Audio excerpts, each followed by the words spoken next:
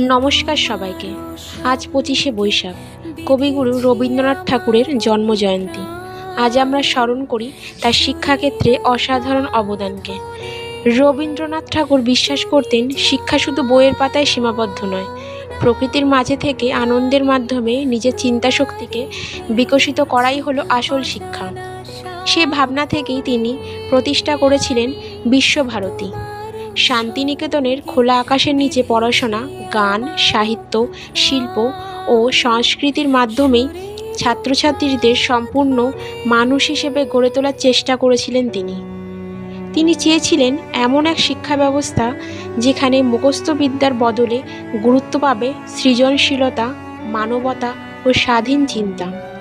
আজও তারই সে আদর্শে আমাদের পথ দেখায়। 25শে বৈশাখ কবিগুরুকে জানাই গভীর শ্রদ্ধা